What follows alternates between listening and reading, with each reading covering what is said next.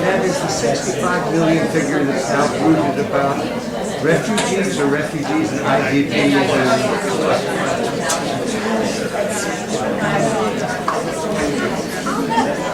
So good afternoon, everyone. Thanks so much for coming. It's a very nice turnout, and we have an extremely interesting panel for you this afternoon. I think my name is Stan Katz. I'm a member of the Woodrow Wilson School faculty, and I'm also a board member of the local UNA chapter here. We have a number of our board members here today, and we are the co-sponsor with the Woodrow Wilson School of the panel. I'm going to be very brief in greeting you, just to say how pleased we are to have you at the Woodrow Wilson School and at this particular panel. And I'll go on to introduce the moderator, who is Jeff Laurenti. And Jeff lives in Trenton, and he's had an extremely interesting UN-related, but not UN career.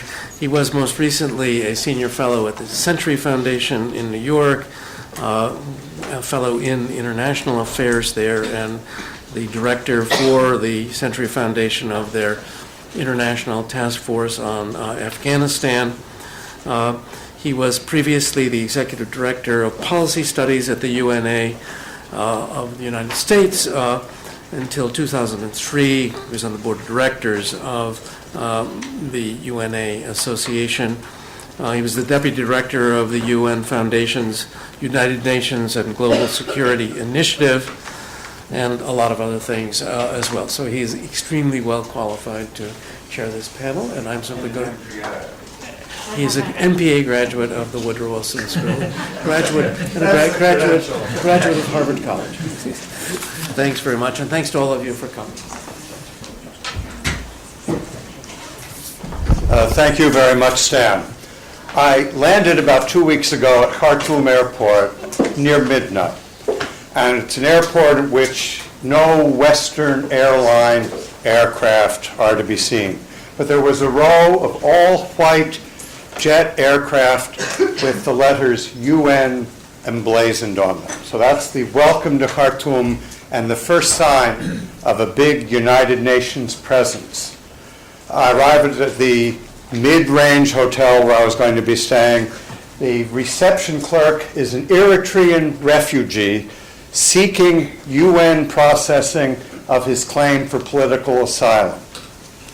A Swiss contractor for the UN High Commissioner for Refugees breezes through the lobby with only the faintest hint of his work at trying to maintain the information systems for UNHCR in Sudan. A group of young Sudanese hang out in the lobby and tell us of their great dream of a boat to Italy. And they're not talking about a Mediterranean cruise ship. In the first pre-dawn hours, I wake up, look out my window, and see a family that I will learn later that morning from the hotel keeper is a South Sudanese refugee family that just moved in and squatted in this vacant lot across from the rear of the hotel, fleeing the war in South Sudan. So within the space of 12 hours, I was finding one after another sign of UN work, the UN High Commissioner for Refugees work, in a place that none of us thought was really an epicenter of a refugee crisis. Because we tend to think now of refugees as a Syrian 2-year-old boy washed up from the shore of the Aegean, or a Syrian 5-year-old boy dazed, covered in dust from a government bombing raid on his section of Aleppo. But the vast majority of the world's refugees, 65 million refugees and displaced persons by the UN's latest count, are not Syrian. And indeed may not even get the subsistence aid, bare subsistence aid, that Syrian refugees get. On the plus side, there is a recognition in most quarters that the plight of refugees is not just your tough luck. Sorry, don't bother me with it, or don't bother my country, we can put up walls. It's fitting that our discussion today is on United Nations Day, the anniversary of the entry into force of the UN Charter, because over these 71 years, a web of international legal obligations, treaty law, and international agencies have been constructed to create some sort of obligation on the part of the international community to respond to the plight of refugees, and even bringing attention to issues of migration more broadly. Still, the application of these international semi-commitments has put the European Union into a deep and possibly terminal crisis. It's been a bitterly contentious issue in the United States politics this year, blurring into concern about terrorism, crime, and cost. And summits at the UN General Assembly last month on refugees and migration, the two bundled together, produced the customary pabulum that tends to come out of UN conferences. Very thin gruel indeed in terms of firm resolve and assistance. However, we've also just seen the major powers agree on nominating and the General Assembly ratifying the selection of the past head of the past UN High Commissioner for Refugees, Antonio Guterres, to be the next UN Secretary General. So to dialogue with us on this worldwide refugee crisis, as the flyer promised us up to the minute, we have two sparkling informants.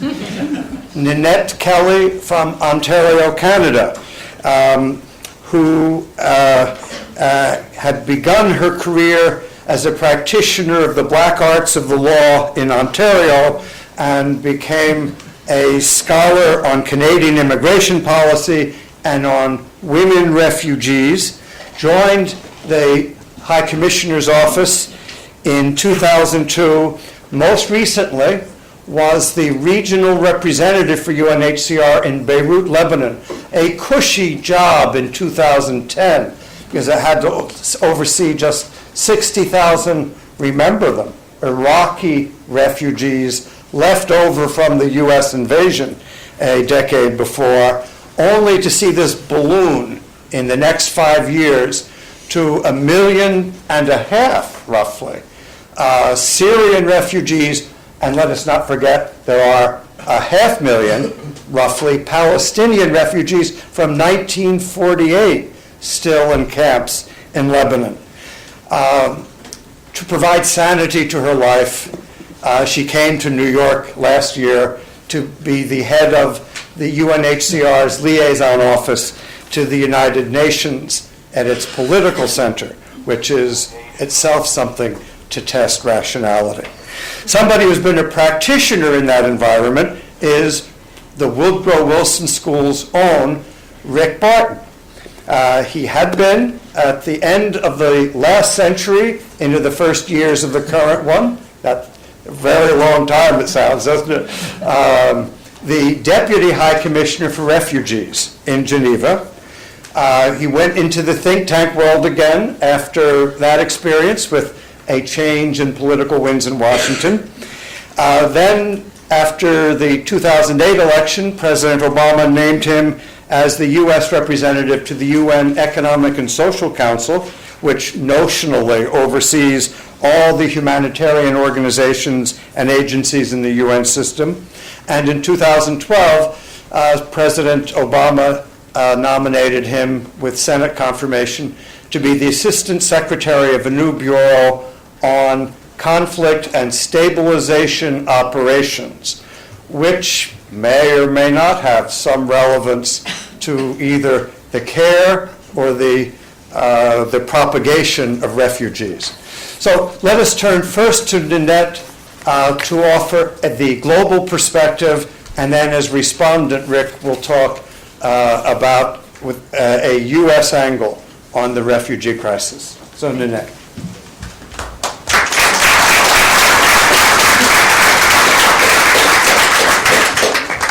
Well, let me start by thanking for such a sweet introduction and a very nice welcome, Stan and Jeffrey. It's lovely to be with you all, and we're really gratified that people care about this issue and want to hear more about it.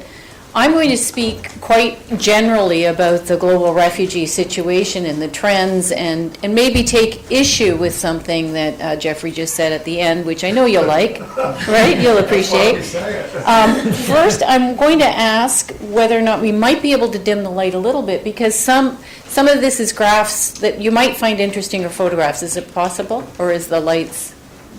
Oh, great. And I'm going to ask, I have my colleague here, Socorro, who's got experience all over the world. If she could help me by showing me the arrow that I use it's in the drawer. Okay. So you'll understand why I couldn't find it. All right. Thanks very much. So if we, I thought it would be good just to look at the statistics. And you've already heard that there are 65 million displaced persons in the world today. This is an extremely high number. There are 40 million internally displaced. These are people who are displaced within their own country. And there's 25 million refugees and asylum seekers. The number of refugees has gone from 10 million in 2010 to over 15 million in 2015. And I think what's very important to think about when you look at that number is that's a 50% increase in the number of refugees in the world, which is due primarily to the Syria crisis. Had we not had the war in Syria, that increase would only have been 7%. And I think that speaks very tellingly. You see the pictures every day about what the war in Syria has cost, but it also speaks very tellingly to the duration. How the longer that war continues, the more hardship that it brings, and the gravity in terms of overall figures in the world. If you look at where refugees are located, and this is true for displaced persons generally, 86% are in developing world or middle-income countries. If we look at the duration, we're seeing longer and longer periods of displacement. I don't know how well you can read that, but Turkey, in terms of refugee, hosts over 2 million. They're the single largest hosting community, 2 million refugees in a country with a population of some 25 million. Lebanon comes next with 1.3 million refugees in a population of just 4 million people. Lebanon would fit quite nicely in the state of Connecticut. It's extremely small, so 1 in 4 people are a refugee. And then if you look at other countries in the world, if you look at Pakistan, which has been hosting Afghan refugees and Iran, over 1 million in each country for over 30 years, you get a sense of the weight of displacement, especially upon countries who are already developmentally challenged in terms of meeting the needs, the basic needs of their own communities. Ethiopia has over 700,000 refugees. The Somali displacement has gone on. There's over 1 million Somali refugees in the world, most of whom are in Africa, a large proportion taken care of inside Kenya, and that's a refugee movement, again, that's been protracted for over 30 years. So it speaks, I think, very poorly to how we resolve conflict. And where is the gentleman I just met on conflict resolution in the Security Council? I mean, there's very little of it. And it's something that I think collectively we need to put our heads together on, because it's the ongoing new conflicts and then the protracted nature of conflict that creates this humanitarian tragedy in the world. It's also true that some displacement, especially internal displacement, is caused by climate disasters or climatic degradation. I want to pause on this slide just for a minute. I suspect this is not a slide. I've put it up because I think it looks like climate. But really, if you look at the accommodation, and Sakura can tell you this is true, this is a lot of our programming in Africa. You can see there's a tent behind this woman. It has the UNHCR logo. We are so grossly underfunded that we can't even, and you referred to that, how poor our humanitarian funding is, that we cannot even provide even the most basic shelter assistance to many refugee populations around the world. There are many fewer returns solutions. In 2005, there were over 1 million refugees who returned home. And in 2015, there were just only 200,000. So this also speaks to how the world is failing to resolve conflicts, and people just are unable to go back home in safety and dignity, and they stay outside their homes for much longer and protracted periods of time. Also, opportunities to resettle to other countries is not very robust. In UNHCR, we estimate that 10% of all of our global refugee population is in need of a third country solution. That means that they have a specific need that means that they should be accommodated outside the immediate country that they're in. It could be a protection need, it could be a medical one, it could be a single mother-headed household. And yet we cannot find the places in order for these people to go. So our annual resettlement numbers, while they are going up, are still very dismally low. As for integrating locally, it's a very hard sell. And you can, I think, appreciate, even just being from this country with all its wealth, the challenges that you have here when you're thinking about even providing documentation or legal status to illegal immigrants. Well, imagine having 1 million refugees and facing the possibility that they may not go home, and having to deal with they're de facto in your country. It would be better if they could be productive members of that country, but politically, that's a very hard sell for us. Humanitarian assistance is not well funded. I find it interesting to think, and I think the next slide shows you this, but in 2000, our global humanitarian appeals were, for all displacement situations, was just $2 billion. Now it's $22 billion, which is a relatively small sum if you put it in contrast to what's spent on military spending and all the rest. And yet, even with that, globally, we're 39% funded. So people live in very, very difficult situations. Refugees, and in particularly refugees who have children, when they see the length of displacement continuing on and on, when they don't have any livelihood opportunities, they're not permitted to work, when they're not given legal residency, when their children are unable to go to school or live in safety. This is a very dismal environment in which to live, a very desperate one for parents. And often it propels people to move onward. So you see the wave of movements. If you consider what happened in Europe in 2015, it was entirely predictable.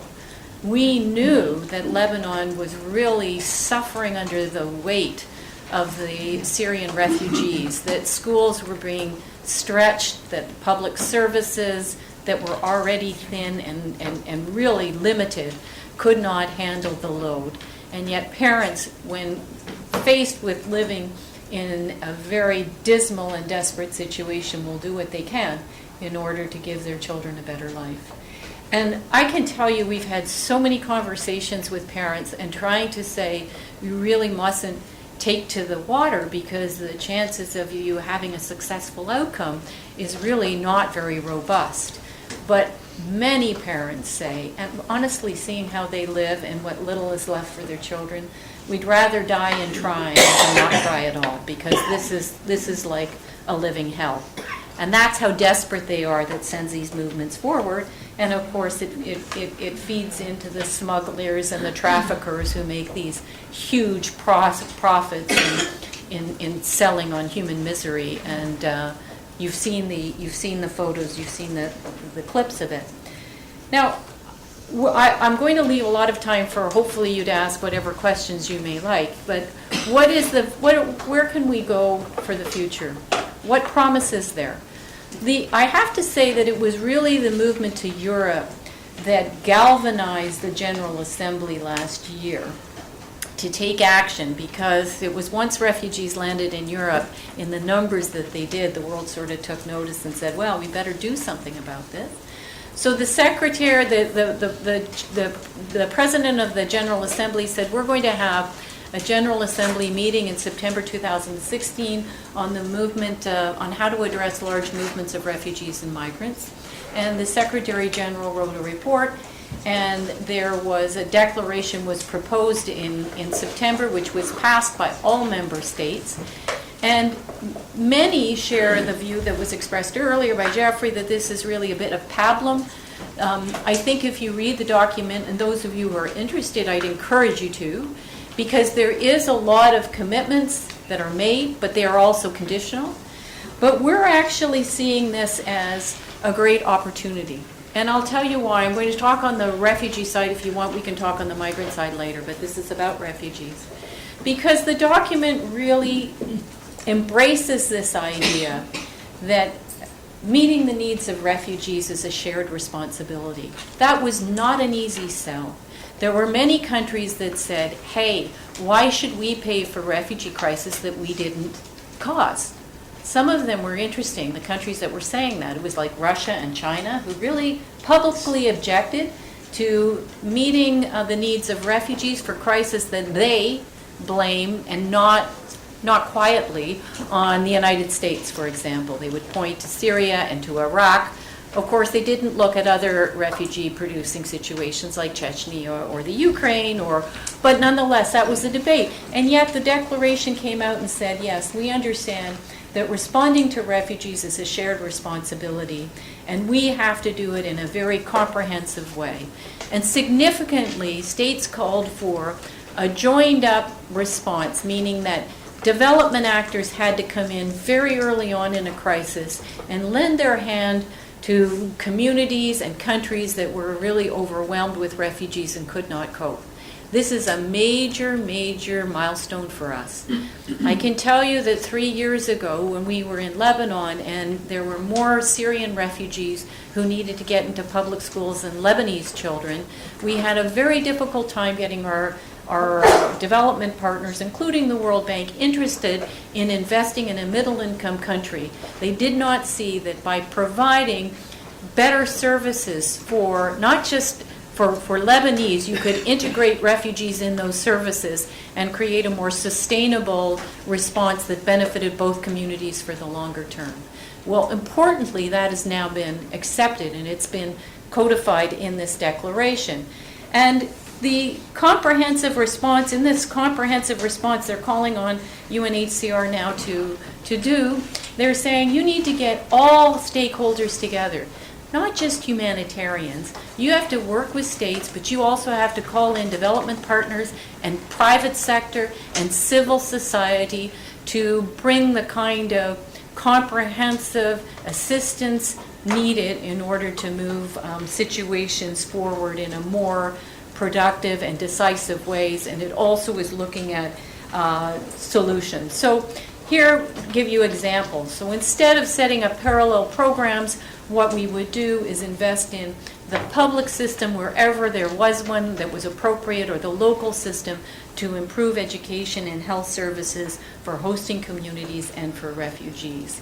We would look to, it calls for expanding economic opportunities for refugees, but also for the communities in which they live. So investing in self-reliance strategies and investment in the economic growth of the country. Financing, donors have said, we pledge to provide sustainable and predictable humanitarian and development funding. Now, I'm not Pollyanna, and I don't think all of that's going to happen tomorrow, but we do have a document to which we can refer back and said, you said you were going to do this, we need to hold you to account. It talks about investing in durable solutions, that's human capital, helping refugees skill themselves up so that they contribute when they go back home, providing reconstruction support to situations that are stable to return back home, but importantly as well to expand these solutions for people to be able to move onward to third countries. So looking at a wider number of countries to provide spaces through family reunification, humanitarian programming, resettlement, education grants. You know, you may ask, I don't know what Princeton's doing. Are you taking in any refugees, for example? You may want to think about that, which brings me to the last slide. What can you do to help? It's not just big agencies and governments that have an obligation. We think also that you can change attitudes and provide great growth opportunities both for individuals and for refugees by volunteering, by adopting a refugee family, by allowing a refugee with skills to work in your communities, to work for your agencies, to be more inclusive, to speak out, to call for more proactive programming on the behalf of your local or your national governments, to contribute, to fundraise, and to be part of a global effort, because it's really going to take all of us. It's not just the big powers that have a say in this, but our voices are very important as well.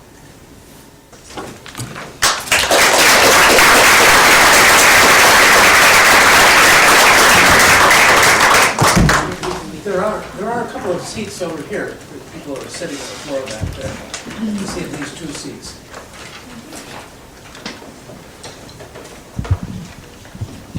I don't know if I can ask, can you hear me okay? Is this working? If I can ask for the lights to be dimmed as well? No. I don't need that. First off, I really want to thank Stan. For those of you who know him, he's in a celebratory year. He's a Chicago Cubs fan. He looks about 10 years younger than he did 2 weeks ago already. I can imagine what will happen as this goes on. And Jeff and I were college classmates, so we're almost the same age as the United Nations, which is a little bit concerning for those of us who want to make sure that organization is thriving going forward. And then really it's great to be here with Ninette. I was a Deputy High Commissioner, and I've benefited from that for really the subsequent 15 years, because whenever I went to a really difficult place in the world, or I've gone to a difficult place in the world, UNHCR, many other people are not there, and UNHCR is always welcoming. Oftentimes it's pick me up at the airport in a place like Quetta, which is Pakistan, which is not at the top of the tourist list like Khartoum, and they've taken good care of me, and I'm here today. So I've felt that sense of great loyalty, institutional loyalty, which is one of the strengths of UNHCR. It has thought of itself as a frontline agency for years, the institution within the United Nations that if the Secretary General had to call somebody to get something done, there might be somebody at the other end to answer. And it's not, I mean, that is not that common. Obviously, other UN agencies are doing much, much more than they used to in these conflict countries, but UNHCR really was there and has been there and has done outstanding work. So it's an honor to be a colleague of Ninette's and even if it's in the Alumni Association. What I thought, it's just really difficult to figure out where to jump in here other than to really get to your questions as quickly as possible. So I'd like to maybe start off by asking some questions of you so we know a little bit more about this audience. How many of you are refugees? No, so none of you consider yourselves, how many are the children of refugees? So just a few, huh? And how many would say you're grandchildren of refugees?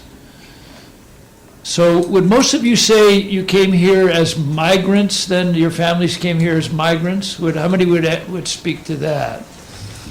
Yeah, so that kind of gives you a sense of the numbers in the world right now. If there are 20, 25 million refugees, and that number has not changed that much from when I was the Deputy High Commissioner in 2000. The IDP number, the internally displaced number, has changed somewhat dramatically, but it's being counted a bit better as well than it was back then. It's been always a group that's fallen sort of between definitions. And then now, Bill Swing, who's the head of the International Organization for Migration, claims that 1 out of 7 billion, 1 out of every 7 people on Earth is a migrant.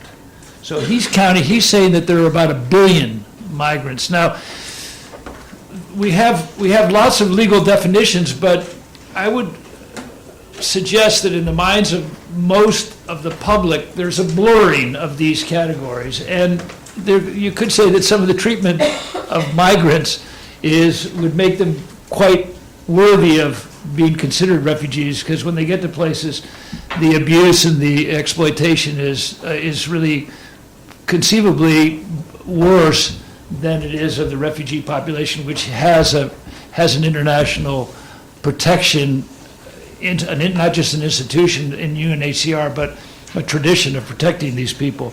But if you look at these 3 groups, you begin to see the pressures that are building on our governments and on our political leaders, and one reason why we're having so much trouble dealing with this, really in every country on Earth that has these populations. There's not a great model. I'd say Canada is doing really quite well right now.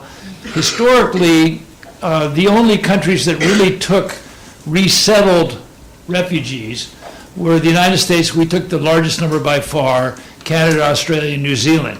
That was the history. Now we're starting to see people who are sort of bleeding out of Turkey and into the rest of Europe. It's not so much that they've formally changed their policies, although Germany is showing really great leadership this year, and at a time in real contrast to even their more recent experiences after the Bosnian War, where they were not as welcoming. But there's an awkwardness everywhere with this issue, and we haven't really figured out how to deal with it. And maybe we can come back to that in the conversation, or I'll try to come back to that in summary. But what I'd like to do is to highlight a handful of challenges that we face that we really haven't gotten that much better at since I was Deputy High Commissioner. So not that progress needs to move quickly in 15 years, but it'd be nice to feel more optimistic about some of these issues. And I do think that the grand bargain, the so-called grand bargain that was just addressed at the United Nations in this and at the Humanitarian Summit this year is a step forward, because there's an acknowledgement. But of course, as many of the people in my class who are here today would recognize, that just because we say something doesn't necessarily mean that we're very good at doing it yet. And it kind of shocks my class that we'll spend 2.5 hours on something that's incredibly obvious, but isn't getting done. And so that challenge remains, and obviously that comes back to the institutions and how generous UNHCR is with not just protecting its own turf, but reaching out to the rest of the humanitarian community will be one real measure of whether we're able to make progress, because UNHCR is an established, recognized, respected leader in this space, and yet it has had anxious moments, such as after the Bosnian War when I worked there, because we had a big staff and we didn't have a big war any longer. And that was a big problem. And it was felt by the institution that we didn't exactly get into an ambulance station, but there was a worry that what will all these people do if there's not another crisis fairly soon. That's not really where you want your humanitarian head to rest. And it was, the world being what it is, it produced another humanitarian crisis soon enough in the case of Afghanistan. So, but I'd like to put forward these few challenges that I think really torment us still, and maybe will give you a sense of the challenge. I don't know, do I have about 3 minutes to do that? Yeah, 3 minutes. Is that a good way to do it? Okay. So the first one that I would put forward is that the commitment that the world has made to refugees is that we will protect them and we will produce durable solutions. And we have really not done very well on the durable solution part. I think the concept of protection is well established, but we have not found ways to provide durable solutions. We have camps in Kenya that have been there for decades. Now they're being threatened by the Kenyan government, which has its own internal issues. The resettlement challenge of getting more countries that will take greater populations remains. The United States was once a leader, obviously, in the post-Vietnam War. We took literally millions of people. We have not done that since. And our percentage now, we're struggling with whether we'll take 12,500 or 25,000. These are not challenging numbers. I mean, small towns in the Midwest could absorb most of those people, and nobody would notice. But anyway, it's become a larger conversation. So that's the first one. The second one is that we're still in denial about situations that are clearly political, but we're trying to categorize them as something else. So the United States, for example, never wanted to think of the wars in Central America as wars. So all of these Central Americans that fled their country and came to the United States none of them were refugees. They were all migrants, despite the fact that literally hundreds of thousands of people were being killed in Guatemala. And now if you go to the Princeton golf course, you'll probably find that there's an all Guatemalan grounds crew working it. But none of these people were refugees, even though the circumstances were political. Two of the most courageous moments in the history of UNHCR happened when the legal counselor, Paul Weiss, stepped up to say that what was going on in Hungary was a refugee situation, and what was happening in Algeria was a refugee-producing situation. Why were those such courageous moments? Because they spoke somebody, a mere bureaucrat in a small organization, faced down two countries in the permanent five in the Security Council. Now, nobody did that to the United States when we were going through the wars in Central America, but that argument could have been made, and I think probably should have been made. And then some of the issues here in this country about who are these people and what are they doing here might have been addressed in a more honest fashion. A third challenge that remains is that there's a flood of refugees and migrants, and they overwhelm the local capacities. It's not just the Hondurans in Texas. It's everywhere they go. They overwhelm the local capacities. The local capacities are not prepared. And when we detain these people, when we jail them, and when we encamp them, we are generally not doing our best by them. The refugees would rather not be in camps. It's an outdated model. It's an irony of our system that the people who are most responsible for protecting the refugees UNHCR also happen to run the most camps in the world. That's not something that I think UNHCR aspires to do, but it's one solution that has been, that we're having to face because of the countries that we're in. But it's everywhere. I would add just two more quick ones just to provoke you. I know this will get at least 2 or 3 of my friends in the audience, but I think that there's an apolitical bias on the part of humanitarians. These are hugely political situations. I recognize the need to be able to say that you are dealing with this in a fair and even-handed fashion, but ultimately we're going to have to figure out how to solve some of these highly political problems, and some of the best avenues we perhaps have today are humanitarian. I happen to think that the humanitarian airlifts into Sarajevo and into Berlin produced huge political breakthroughs. I think perhaps if we had pushed for something like that in Aleppo, we might have been able to negotiate a political breakthrough, because everybody agrees on the humanitarian principles and almost nobody agrees on the political principles, but the humanitarian principles could create openings for the political. It's a very delicate balance, but when you get to the point where several hundred thousands of people are being killed, you have to use whatever avenues are available. And it's not always bombing or finding militaristic ways forward. So I'm going to leave it at that. There's plenty of other provocations to be had.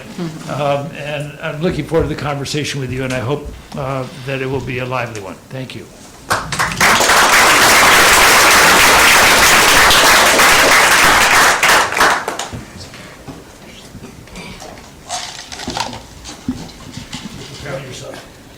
Yes, we'll now do a 5-minute conversation within the panel and then open it up to all of the participants here for additional questions and comments. And let me start, Ninette, with you. And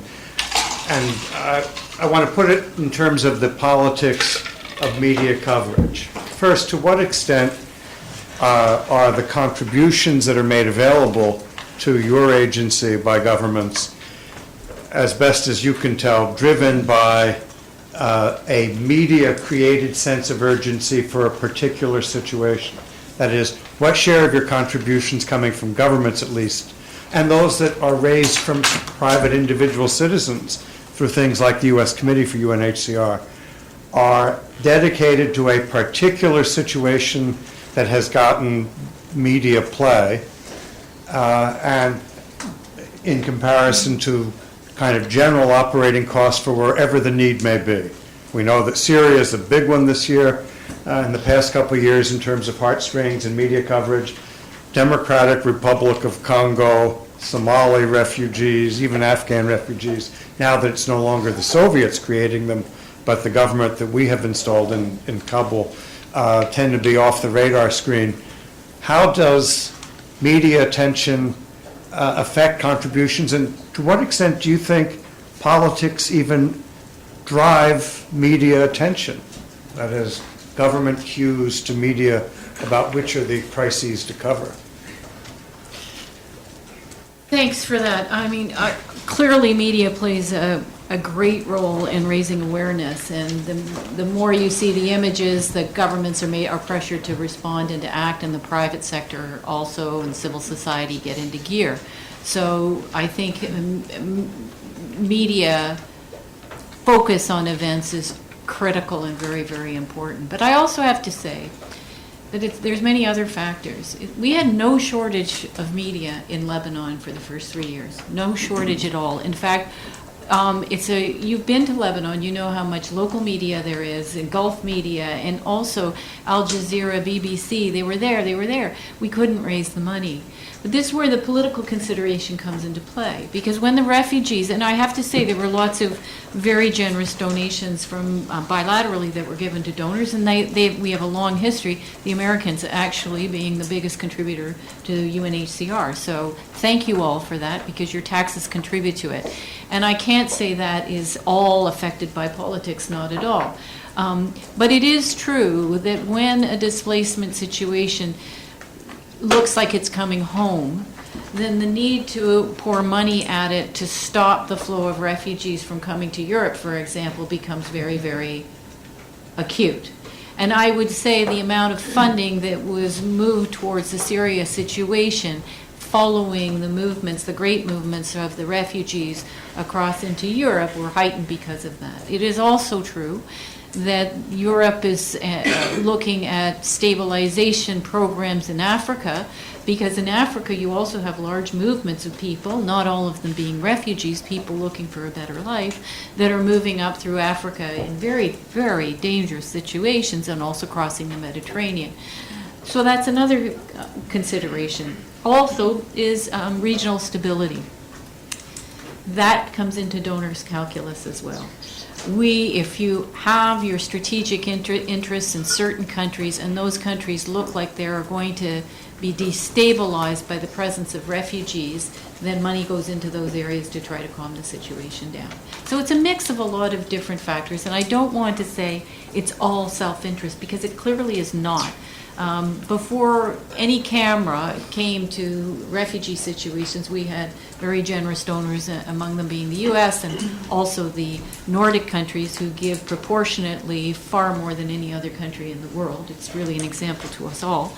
They are giving without getting a lot of strategic consideration back, and yet they do it because there is a public good and a willingness to share the responsibility for the consequences of conflict around the world.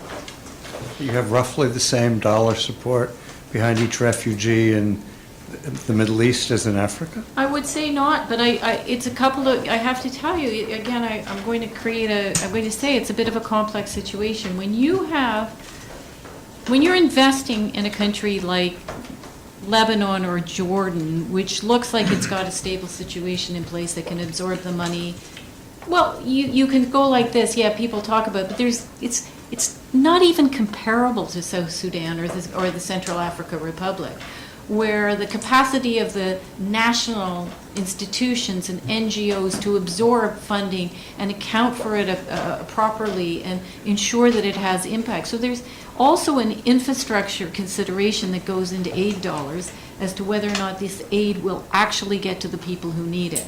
So we keep raising the need to remember the forgotten emergencies. I mean, if you look at the situation in the Central Africa Republic, it is dismal. Or you look at a country like Uganda, and Sakura can talk deeply about this, that has done so much in terms of giving refugees land and employment opportunities, and yet not able to secure the dollars that they need in order to keep these programs going. Yes, you can see a bias. But on the other hand, there's other real considerations that donors have that are understandable, that also affect where they put their money. Right. Yeah, first off, I think Ninette's answers, she brought forth a lot of subtleties there that we all need to appreciate, and she said it about as clearly as you could. I would just add a couple of other points to it. I do think the United States has had, at least since we missed the early days of the World War II tragedy, the pre-World War II tragedies, has had a deep commitment. And we've had some excellent champions in the United States Congress. Some of them have passed on. It needs to be refreshed. It's not a gimme any longer, when there would be 5 champions that could pretty much deliver what was needed. But I do believe that our commitment is deep. One of the reasons that I got my job as the Deputy High Commissioner was because the United States was the largest donor. And at that point, we were contributing about 25% of the total budget of UNHCR. It's probably close to that still. I kind of stay around that number when I'm trying to sort of figure out what's the world spending. If you could figure out what the United States is spending on something, we're usually in that 20 to 30% range, and then you can figure out what the total number is. We're spending right now, according to the Sunday Washington Post, we're spending about $6.6 billion in our kind of humanitarian space. So about 2.8 billion goes for refugees and migrants, and then we spend about 2 billion on international disaster assistance, and then we spent about 1.8 billion on food. So those are all signs of some level of commitment. I suspect there's probably some undercounting because generally people kind of lose track of some of the money we give to international organizations, but I think it matters.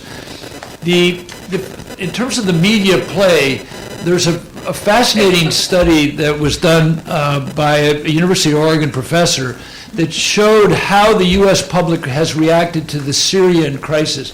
And if I could move over to the blackboard for a second to take advantage of my professorial moment. This is the number.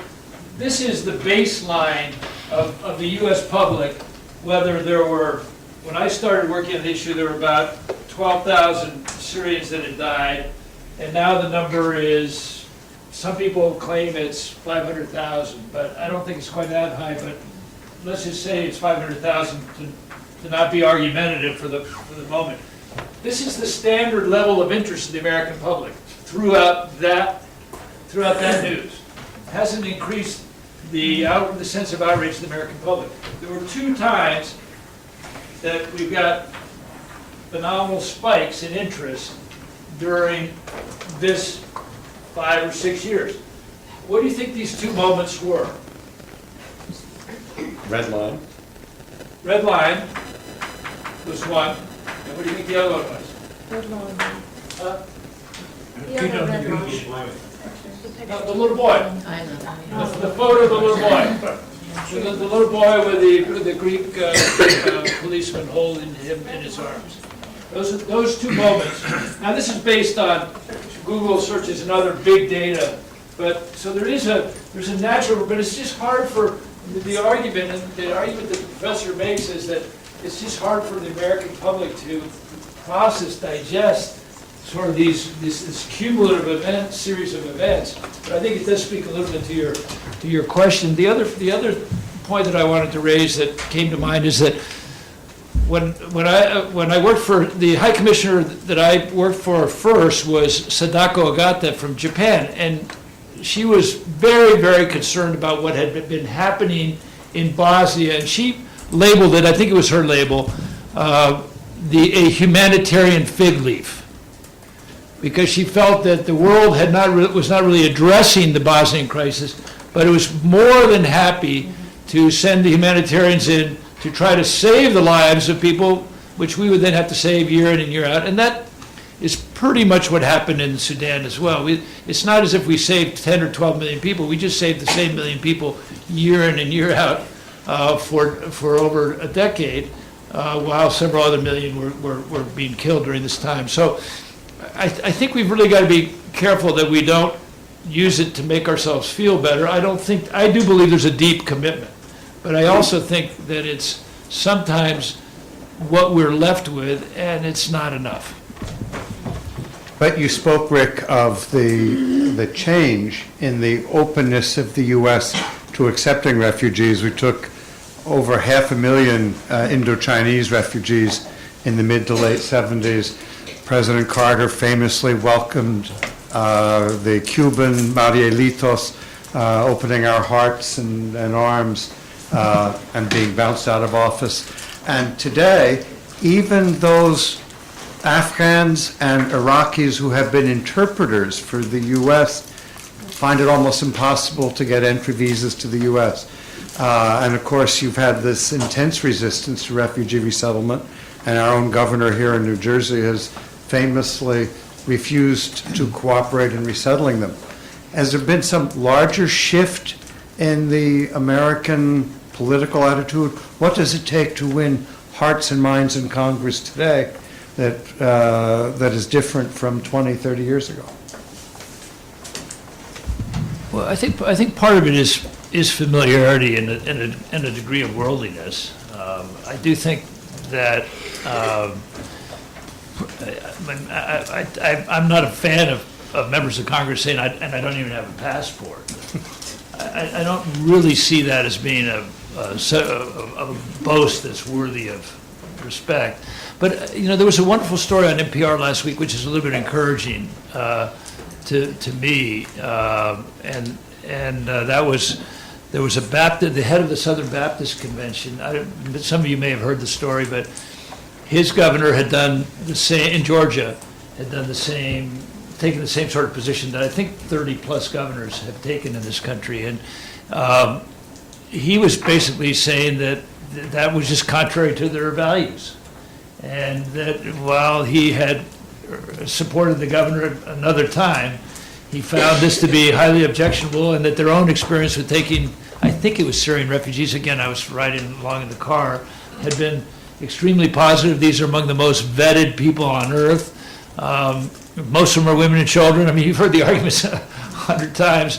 They're not, and that they have not been involved in any of these tragedies that we've had in this country, the multiple murder tragedies that we've had in these countries, or terrorist attacks. So I just think I think we really have to, again, this story suggests that you almost have to, these numbers suggest you have to personalize things. You have to understand, you have to bring it down to a personal level. And I've always felt that, for example, that my feeling is that the 21st century global peace will be defined by the U.S.-China relation. And we may have problems with others, but if China and the U.S. get along pretty well, we're unlikely to have world wars. And so then wouldn't it make sense for every high school in America to have an exchange program with every high school in China? I mean, it's costed nothing. Almost every town would pay for it. And that little bit of familiarity does go a long way in people understanding the bigger issues. Otherwise, we all have to sort of be able to pontificate and be willing to be pontificated too. Which is I think a tougher way to go. So I'd like to personalize it in any way we can, and that's, I mean, for those of us who've worked with the refugee populations, I just tell two funny stories. I was Deputy High Commissioner for 3 months, and I had not seen a refugee, because I was obviously in the headquarters the whole time, and big meetings and the rest of it. And I had to get my assistant, I said, could we please see a refugee sometime, because I had a boss who had what I thought was a really good attitude, which was that every night his boss, the High Commissioner, had said to him, "Douglas, have we saved a life today?" And I thought, well, that's really the right perspective for this kind of work. So we went downtown Geneva and we found a Sierra Leonean, and but they were all in detention centers. And then we find some Kosovars who had been placed there. The same thing for our annual executive committee meeting. We had the gathering of 80 countries, and we'd sit there. It was almost like the Politburo, but there were never any refugees there. And then one year somebody said, wouldn't it make sense to invite refugees? And it was a revelation. Everybody said, isn't this wonderful? We have refugees here. And so even within our charges and the tasks that we have at hand, we can still get so removed from it, and we can lose that personal touch and that care. So I think we all have to watch out that our institutions and our bureaucratic ways don't prevent us from doing that. And the same thing for communicating to Congress people and governors and to publics that will then, I think, take these positions. I'll just tell you one other good news story. I was in East Blue Hill, Maine. I'm from Maine. There are 85 people in East Blue Hill, Maine. And it turns out that almost, I think 5 or 6 of them are young Chinese girls who've been adopted by families in that country, in that town, in East Blue Hill, Maine.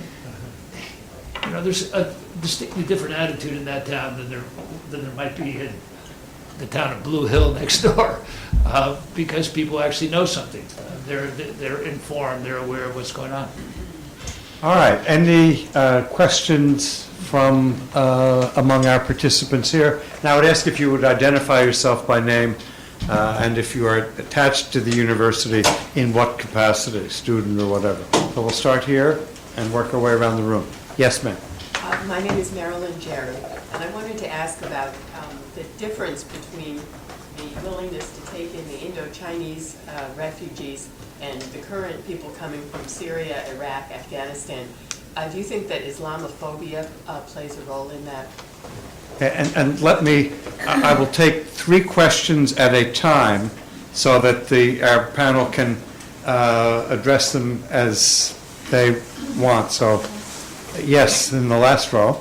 My name is Mark Goldstein. I'm a junior in the Woodrow Wilson School. And given the scale of the predictions of climate change. Speak up just a bit. Yeah, given the scale of the predictions of climate change as a driver of forced migration, do you think that there should be explicit provisions within the UN for these so-called climate refugees?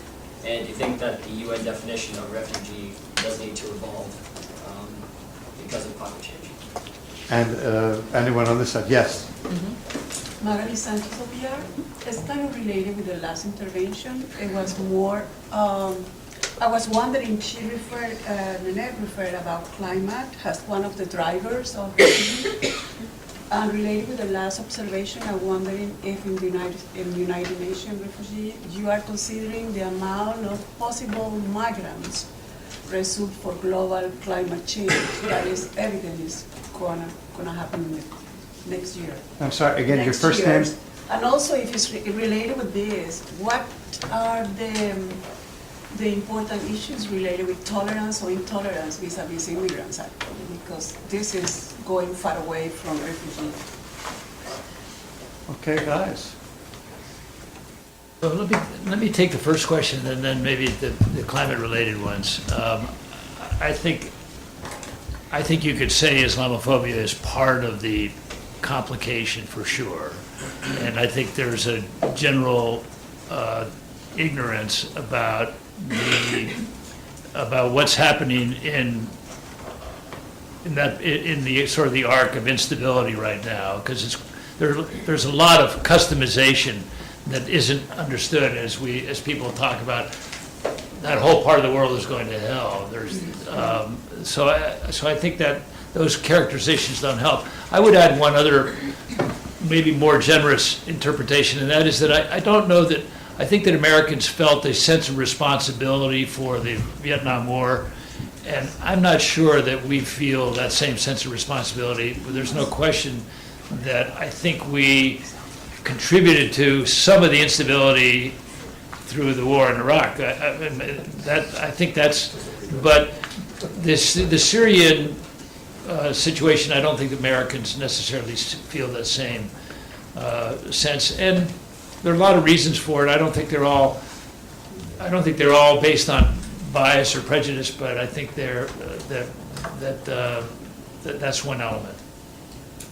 And then on Mark's question on climate, you were, oh, okay.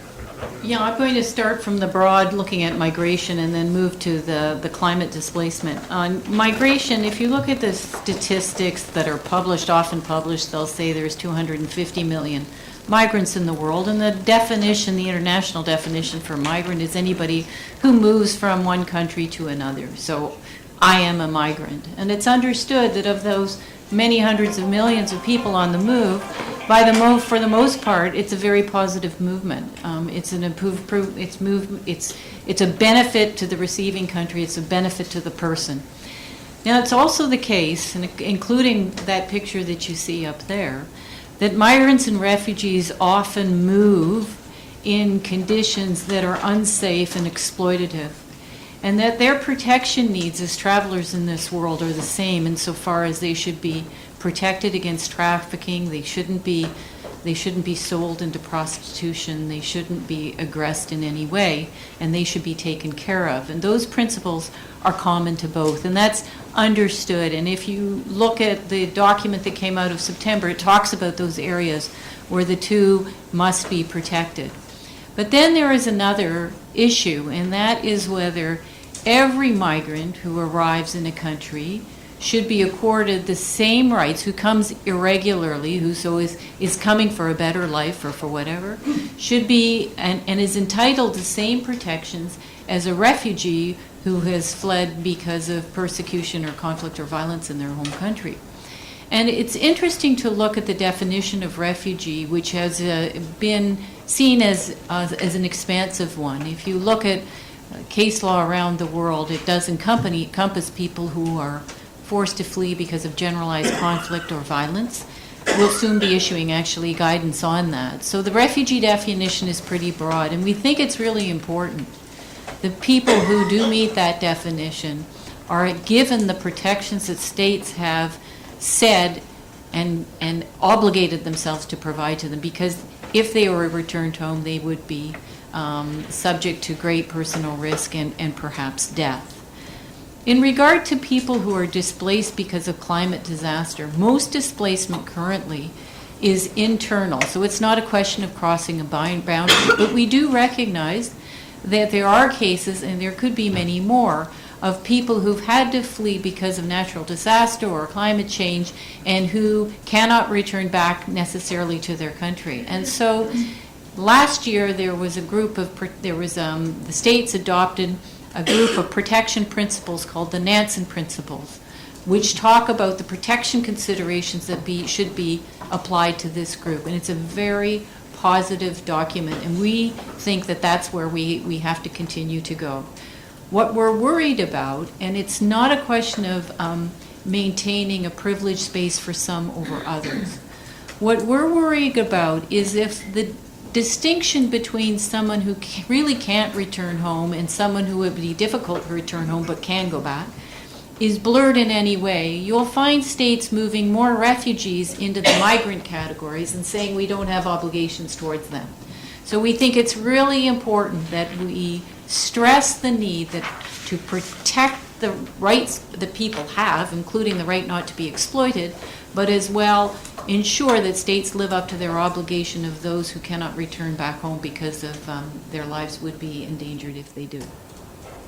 Next, I just add one footnote on Marilyn's question, and that is, to what extent is the specter of the Palestinian refugee experience, 70 years on almost, a discouragement for other countries in the region to be particularly hospitable to Syrians? That is, the fear that this is going to be permanent and not just a short-term shelter. Well, I have to say that the Palestinian experience is very important, but it's not a question of generosity. I have never seen a people do more for other than I experienced in Lebanon. You know, 1 in 4 people is a refugee. There is not a single person, Lebanese person I met, there's not a single village that I didn't travel to that hasn't been profoundly touched and impacted by a refugee presence. There are many homes, people who've accepted Syrian refugees into their homes, and not for a couple of months, but for years on end, who they did not know, just because of a sense of obligation to people in need. I know for my fact, when we have a visitor in our apartment, it's a big deal. They take these people in for years on end. They have a lot less resources than I do. So I would say that the generosity I have seen in the Middle East has really been unparalleled. But it is also the case that the Palestinian situation has certainly scarred Lebanon, or Lebanon claims it's scarred by it. The Palestinians are relegated to third-class citizens. They're really not allowed to integrate into the community. It's a terrible situation. And those that don't want to provide Syrian refugees with a legal recognition of their stay, not permanent residents, just to give them a document that says we recognize you're here and you shouldn't be arrested and you're able to work in certain categories, those people use the Palestinian presence in Lebanon as the reason why, if they afford any kind of leniency to Syrian refugees, then they'll be there forever. We think that's a false description, but nonetheless, it exists. Next. Can I just make one point? Just one of my students here, Sarah, is doing an very interesting study. In her proposal, she said that she's looking at the Palestinian refugees inside of Syria. So she's referring to them as twice refugees. Is that? And there are 560,000 beforehand, and now the count maybe there's still 450,000. But there's. She pointed out this week that there's an encampment basically of about 15,000 Palestinian refugees that are getting systematically bombed by the regime because there are rebel groups around it. So it's a long-term encampment. It looks like in a nice part of the country, at least from the photos, 30 miles south of Damascus. But it's amazing how these situations are out there, and that village that's getting bombed is 15,000 or so people right there. So It's just, I mean, these are pretty big challenges. Next round of questions. Young lady in the white. Hi, my name's Teresa. I'm a first-year master's student at the Woodrow Wilson School. I'm specifically interested in education in emergencies. So when we talk about the difference between education in camps versus education in host countries and the desire to pursue more education within host countries, I'd like to hear a bit more about some of the key barriers there and whether they tend to be more political or actually, you know, it's too difficult to implement regardless of the political barriers. Bonnie Tillery, and I'm wondering how is women's health care being addressed in refugee camps? And yes, top row. Tuba Basran, I'm a student. I have a question as regards legal routes of access. Legal routes for accessing certain countries or certain places like the European Union, because there are not too many legal routes for arriving on the territory. And if there are any protection-sensitive mechanisms that are being thought about currently. I know this was a discussion in the old times, if this is something which is being thought about, because a lot of the issues which are arising, which are also of humanitarian nature, are because people cannot access legally the EU. Ninette, do you want to start this one? Okay, thank you. I think first I want to make an important point in that most refugees are not in camps. Most refugees are in rural or urban environments. And so it's important to keep in mind because most of our assistance is not provided in a camp environment.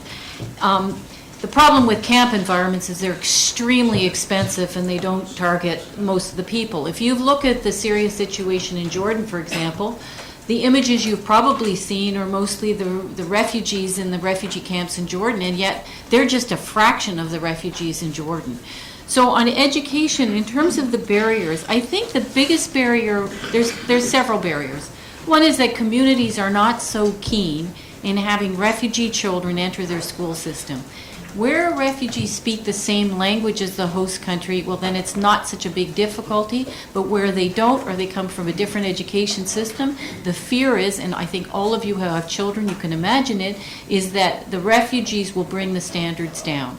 So that's one issue. So there's some resistance there. Host countries will also say, we can't afford it because it is expensive to invest in education, which is why that we need the World Bank and other development institutions to come in and to help us plan and refurbish schools, create second shift classes, remedial classes for children. It's an integrated program that is not just 1 or 2 years of emergency programming, but that's to extend to the longer term. In terms of women's health care, is it's very difficult for humanitarians to be able to match the level of health care or to bring the level of health care of refugees up to the same level that they may have experienced before or that the host country enjoys, because their health has been compromised by the trauma of their dislocation, by the difficult circumstances in which they live, and often their lack of access, if there are services, their inability to access those services. With the scarce humanitarian dollars that we have, we invest primarily in emergency and life-saving care, and that includes reproductive care because that's often something that's very much needed right at the beginning. We also tend to put our money into primary health care that deals with women and children's health more preventively to prevent more serious conditions developing in the future.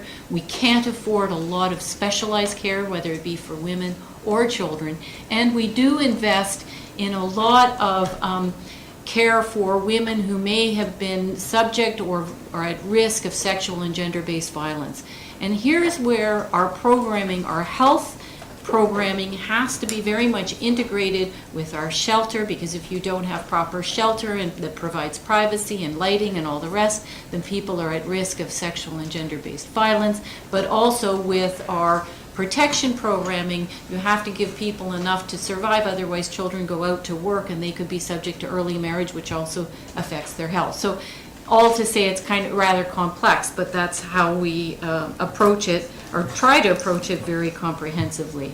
The point about legal means to enter Europe is an excellent one, because it is a fact that Europe needs migrant workers. That's why Europe is also a very attractive place for migrants to go. So did the U.S. at one time, although the trend for Mexicans, as you all know, is more Mexicans moving back to Mexico than coming to the U.S.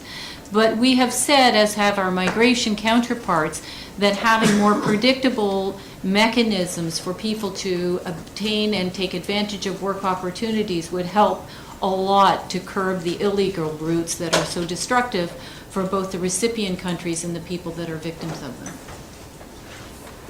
I'm not going to say much on this. There's one major part of the agreements that have been developed this year is to try to bring the humanitarian and the development communities closer together. And the humanitarian funding, I think, has never really been sufficient to do much with education. I think it's been a little bit more generous in the health space. There's almost always some kind of a health center. There isn't always some kind of a education program in many of these places. But that's been talked about for, again, this is one of these chronic conversations that now is getting more recognized, but it doesn't mean that we've actually made progress on it. And if the money could actually move more freely to what individuals need and to what communities want, rather than sort of some of our bureaucratic traditions, even though the money is being well spent, I think we would be more effective. I would just give you an example outside of this field. When I was working in the Kenyan elections, the last Kenyan elections, trying to reduce violence there, the United States was spending about $850 million a year in its development package in Kenya.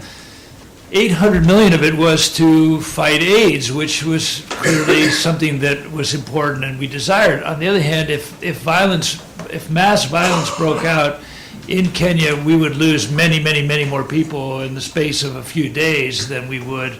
And there was no flexibility, no agility whatsoever to move the money from one need to another. So I think the other point that's important to keep in mind is that we have to be very careful, and I think that, again, these agreements this year are moving in that direction, to make sure that we don't create situations where we have privileged populations that are doing better than the local people, and that has been seen as being a problem in parts of Africa where we might have money on the humanitarian side, but there's no development funding going to the local communities, and so a resentment grows, and that produces other problems.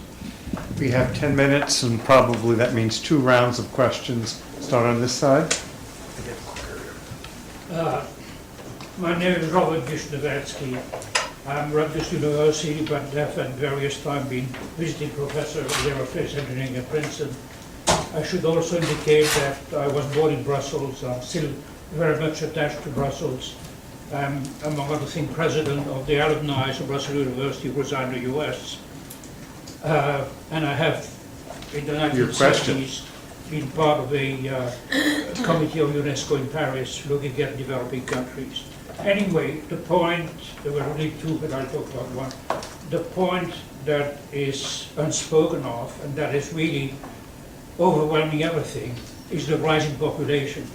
When you show the points in the earth where there were trouble, of which there are quite a number, in each of those places, the population has grown by a factor of 4 since 1950. I just looked up Ethiopia. It went from 20 to 90 million people. The population of Nigeria went from 30 to 200 million. And that's true for each and every one of those places. And so there's an overgrowth of people. There's no ways for them to survive, and then they go away.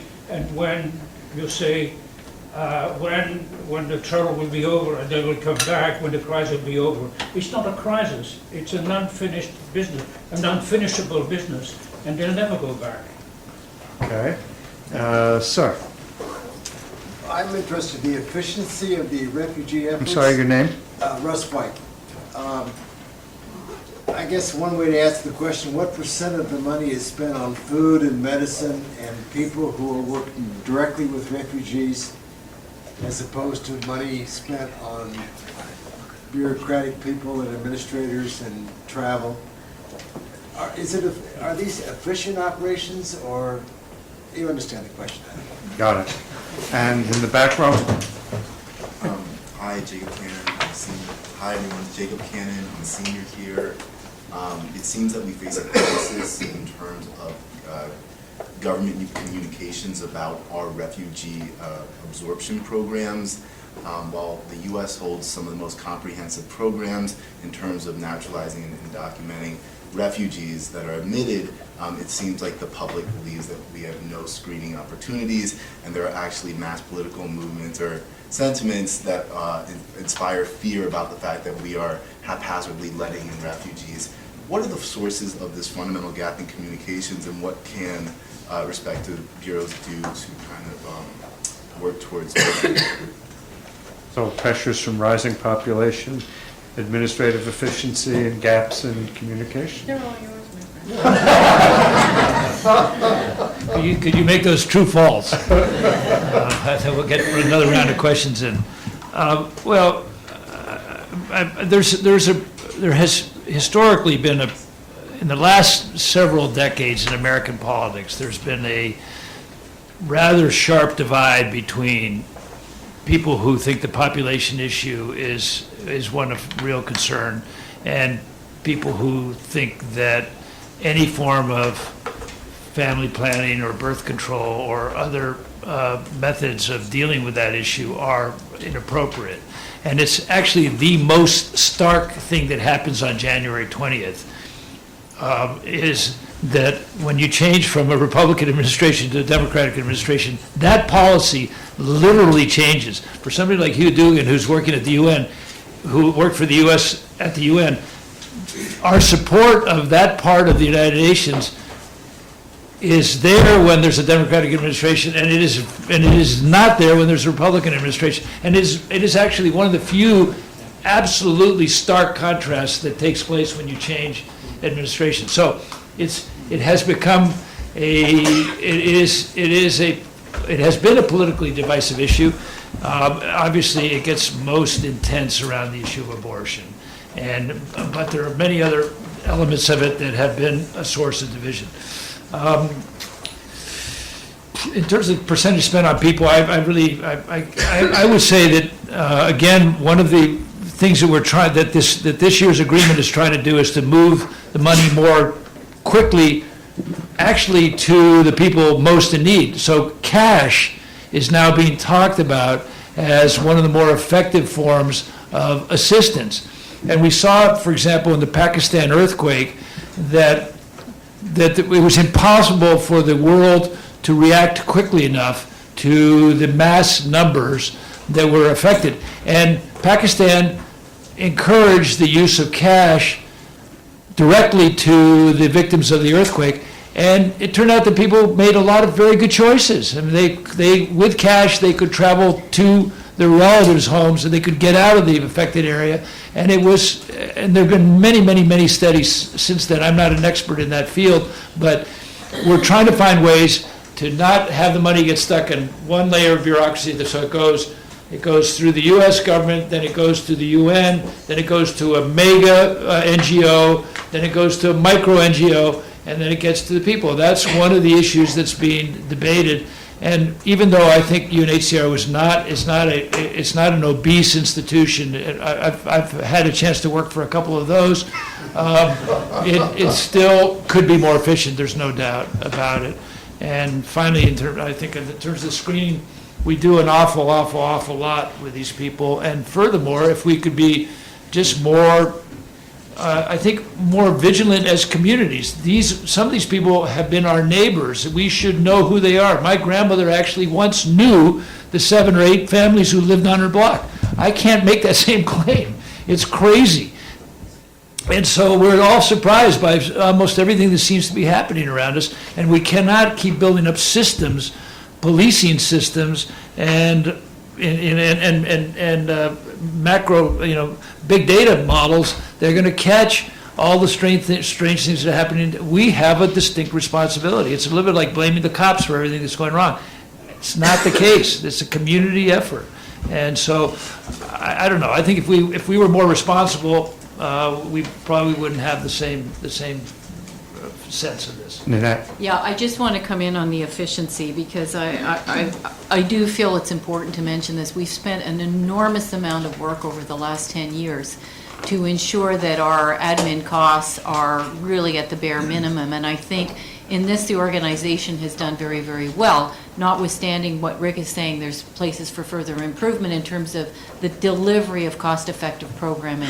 But let me just mention a couple of things. The new Secretary General, one of his platforms for which he was given the confidence by the Security Council to take over the UN, was what he had done in UNHCR in terms of moving, decentralizing the centralized cost and decentralized action to the field, investing in local staff and in local partners, and pursuing efficient programming through cash-based programming, but also innovative technologies, just to name a few. So I cannot speak for a lot of other agencies, but I do know that last year they all signed a pledge, and I think the big humanitarian organizations are, from what we can see, take this extremely serious, and all of them are subject to reviews, internal reviews, to ensure their admin costs stay minimum. As we start the last round, let me... One more. This is... Not a round. Okay. Well, I will pose the follow-up question to Russ's, which is, if you would compare the relative efficiency of people donating to UNHCR through the USA Committee for UNHCR as opposed to the NGOs that handle these issues, International Rescue Committee, Catholic Relief Services, whatever, are they all essentially similar ratio of output per administrative dollar, or do they vary wildly? It's interesting, the two you mentioned, I mean, we work very closely, and IRC is one of our biggest partners, so yes, we endorse them wholeheartedly, and we think we'd like you to support refugees in whatever way you can, and choose the one that speaks to you and that pulls your heart, because that's the most important, really. Okay. And Professor Katz says that we have reached the witching hour. We will be here for a couple minutes more for one-on-one conversation. And I want to ask if you would join me in thanking Ninette and Rick for leading us.